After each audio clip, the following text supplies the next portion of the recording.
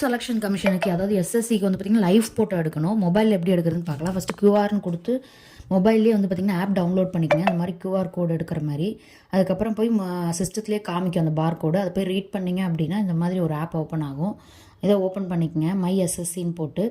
அதுக்கப்புறம் உங்கள் ரெஜிஸ்ட்ரேஷன் நம்பரும் பாஸ்வேர்டும் கேப்சாவும் கொடுத்து லாகின் கொடுங்க. இந்த ஸ்டாஃப் செலெக்ஷன் கமிஷனில் வந்து பார்த்திங்கன்னா லைவ் ஃபோட்டோ தான் இப்போ எடுக்க சொல்லியிருக்காங்க. சரிங்களா? அதுக்கப்புறம் பார்த்திங்கன்னா நம்ம அப்ளிகேஷனுக்குள்ளே போயிடும். நம்ம யூசர் ஐடியும் பாஸ்வேர்டும் கொடுத்தோம்னா அதுக்கப்புறம் இந்த கேப்சர்னு காமிக்குது இல்லையா, அதை கொடுத்தீங்க அப்படின்னா அதுக்கப்புறம் நம்மளுக்கு லைவ் ஃபோட்டோ எடுக்கிற மாதிரி ஆப்ஷன் காமிக்கும். இது வந்து பார்த்திங்கன்னா இந்த மாதிரி ஃபோட்டோஸ் வந்து எடுக்கக்கூடாது, இப்படி தான் எடுக்கணுங்கிற மாதிரி கொடுத்துருக்காங்க. அதாவது வந்து பார்த்திங்கன்னா பேக் சைடு வந்து ப்ளைனாக வச்சுக்கோங்க, கிளாஸ் போட்டிருக்கக்கூடாது, மாஸ்க் போட்டிருக்கக்கூடாது. இந்த மாதிரி வந்துடும். வந்ததுக்கப்புறம் உங்கள் ஃபோட்டோவை பேக்ரவுண்ட் வந்து ப்ளைனாக இருக்கிற மாதிரி வச்சு ஃபோட்டோ எடுத்தீங்க அப்படின்னா ஃபோட்டோ அப்லோடட் சக்ஸஸ்ஃபுல்லின்னு வந்துடும். வந்ததுக்கப்புறம் வந்து பார்த்திங்கன்னா ரிட்டன் டு பேஜ்னு வரும். கொடுத்தீங்க அப்படின்னா இந்த மாதிரி ஃபோட்டோ வந்து